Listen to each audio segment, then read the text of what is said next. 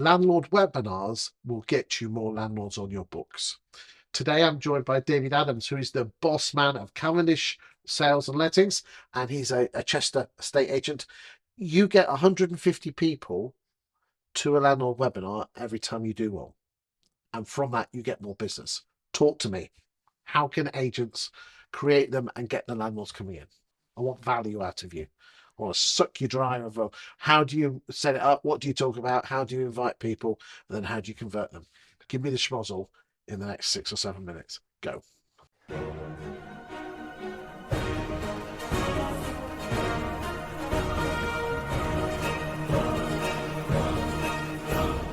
Okay, so Schmozzle, I like that word. We've not said that word before. I've never said that first word before. Go on, mate. Go on, sorry. So landlord webinars. So it doesn't start with, we create a webinar, we expect people to turn up. It doesn't work like that. You'll be amazed the amount of agents that think that, don't Yeah, if you believe you me, if an agent now got a bit of webinar software, put a date in the diary and perhaps put it on their website or Facebook, that we're going to do a webinar next month. The reality is not many people would. 3, and probably one of them is your mum. Yeah, correct.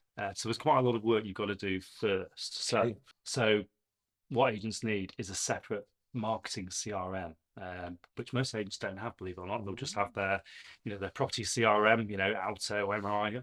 Which is great at running your existing properties and your existing landlords and tenants. Yeah. But not necessarily great to bring people in. So what system do you use separately to bring them into the funnel? So we actually use one called Your Marketing Hub, which is provided by a company called Agent Marketer. Okay. So that's our marketing CRM. And the first thing that we do is we've got to get landlords onto that database. So we run adverts on Facebook, paid for ads, and they attract landlords that are in the shit, basically.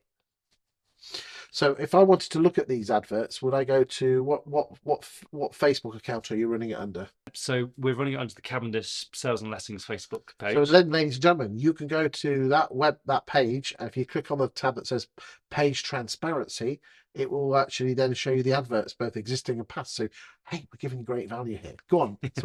So we're using different adverts. Yeah. With different messages. So the avatar here is, because there's different types of landlords. There's not just landlords who. So your adverts won't tell you how you've targeted them, but it will tell you what the advert looks like. Yeah. So the type of person we're trying to attract here is a landlord who's already got a tenant.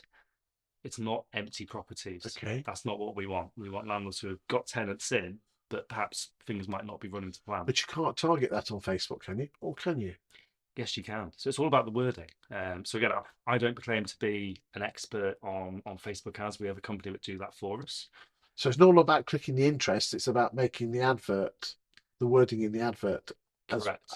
That's the real magic. So if you're a landlord and you've got a tenant already in your property, and let's say things aren't quite running to plan, and let's say you haven't had your gas check done for a couple of years, and then you see an advert on Facebook that says what the potential fine to a landlord is of that exact problem. And it says, here is a free tenancy compliance checklist you can download for free. Now it's 170 pieces of legislation that landlords need to know. If you download this checklist, it'll tell you exactly what you need to know to be a compliant landlord. So if you're that landlord, you'd more than likely click that. And then Facebook will pre-populate it with their email address and mobile telephone number. Correct. And that drops into the database. And that drops into the database. And then what do you do with that information then? Give me a call. Do you want to do a free evaluation? No. So two things. So the first step is we give them a call. So we give them a call and say, you've downloaded our tenancy compliance checklist, and then we start talking about the latest legislation. So obviously we're filming this in April 2025, so we're talking about the Renters' Rights Bill at the moment, and all of the changes, and we strike up a conversation, because what we want to do is offer them what we call a tenancy health check, where we'll offer them a free 30-minute call to go through that compliance checklist with them to make sure that their tenancy is running smoothly. Do most people say yes on the first one, or do you have to tickle them a bit over a few times? We do have to tickle them a bit, to be honest, because that requires hard work and patience.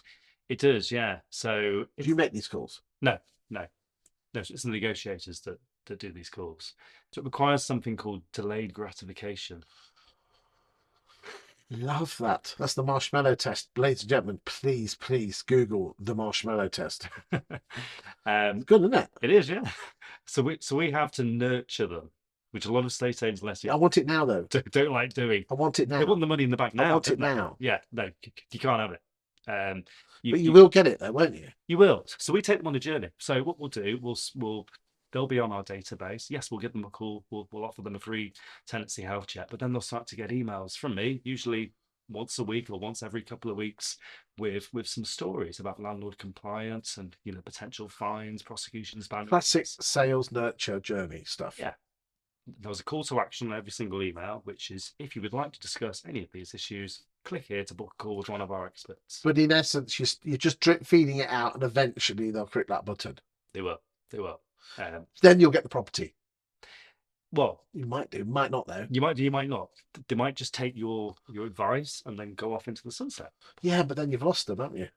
Not necessarily. So we run quarterly landlord webinars. Ah, now we're getting somewhere, because that's what the original was.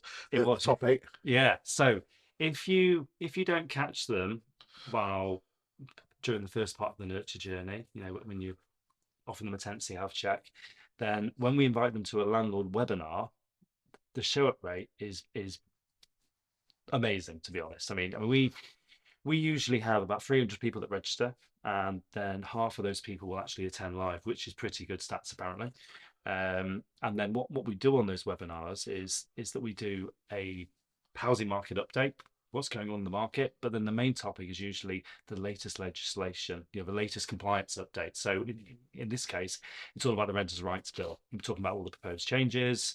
Now the call to action on that is before all these changes come into place, the best thing to do is to do a tenancy audit on your files, and everyone that attends our webinar, they get offered a free tenancy audit, which then we do. Is that face to face? No, it's either on Zoom or over the phone.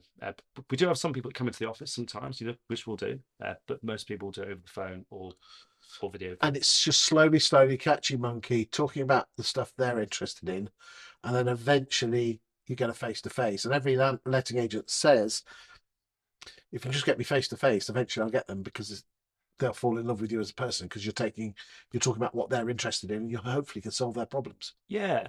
And again, when we started doing this, to be very honest, some of the team didn't like it because they saw it as selling, which not a lot of letting agents are used to sales, because that's for the sales team, isn't it? But they had the light bulb moment that actually they're solving, not selling. So they're solving You're problems. so right. You're so right. Do you have a leverage length time of when someone comes into the funnel versus when they actually sign up? I bet it's quite a few months. I would say it's between about 6 and 9 months, so it's not straight away. Delayed gratification. Delayed gratification. So if we had to encapsulate all this in a couple of sentences, it's a landlord webinar, but it's the landlord webinar is almost the last thing. It's the funnel at the top, getting them in, having avatars on Facebook, targeting different problems, downloadable guides, drip, great information. We're having a webinar. Would you like to join?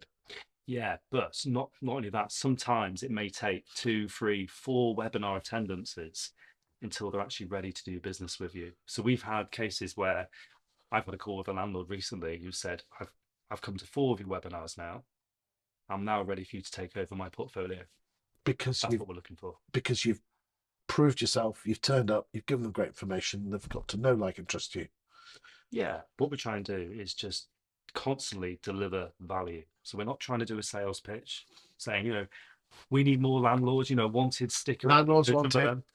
Yeah, our marketing idea is to just deliver value constantly. So we do the landlord webinars where we give them free value, loads of free value, and it does come back. It's called the law of reciprocity. Why do you think I do these videos?